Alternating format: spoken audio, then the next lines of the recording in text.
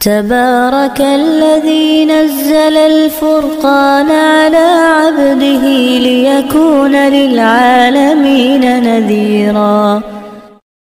بسم اللہ الرحمن الرحیم. السلام علیکم ورحمۃ اللہ وبرکاتہ.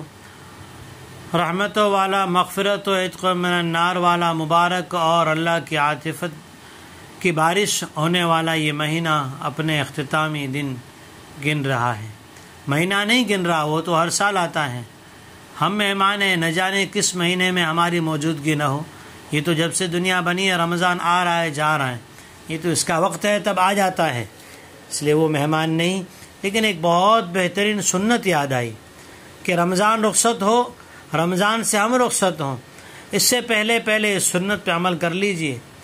اور یہ سنت وہ سنت ہے کہ میں نے اپنے استاذ محترم شیخ حنیف صاحب لوہاروی دامت برکاتہم وادام اللہ فیوزہم علی الامہ، ان کی برکات کو، ان کے فیوز کو، ان کے علم کو، ان کے دست عاطفت کو ہم علماء پر خصوصاً امت مسلمہ پر عموماً اللہ تعالیٰ تعدیر قائم رکھے.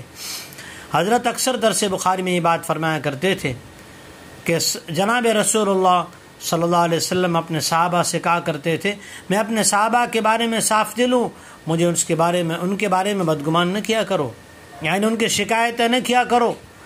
اور پھر ہم سے کہتے کہ دیکھو میرے بچوں، مجھے اپنے ساتھیوں کے بارے میں، اپنے شاگردوں کے بارے میں بدگمان نہ کیا کرو، میں اپنے دل کو ہمیشہ اپنے شاگردوں کے بارے میں صاف رکھتا ہوں.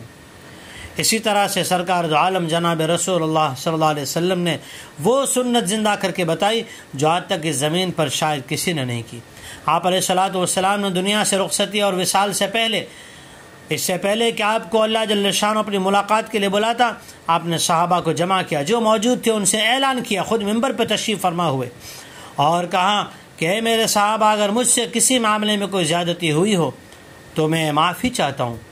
رحمت عالم صلی اللہ علیہ وسلم معافی مانگ رہے ہیں، اور پھر یہ کہہ رہے ہیں اگر کوئی بدلہ لینا چاہے تو بدلہ لے لے. میرے عزیزوں، میرے دوستوں، عزیز مسلمانوں، یہ میرے نبی کی وہ سنت ہے کہ اگر اس سنت کو آدمی زندہ کر لے تو آدمی کا دل صاف رہے. یہ ہمارے رشتوں کی دوریاں، تعلقات کی نفرتیں، یا آپس کے اندر جو رشتہ داروں میں دشمنیاں پیدا ہو رہی، یا آپس کے دلوں میں پھٹن پیدا ہو رہی، اس لیے کہ اس سنت کو ہم چھوڑ چکے ہیں. ایک دوسرے سے معافی مانگنا یا کسی کے کوئی معافی مانگے اسے معاف کر دینا، یہ سنت آج ہم چھوڑ چکے ہیں. اس لیے درخواست ہے آج اس سنت کو زندہ کر لیں.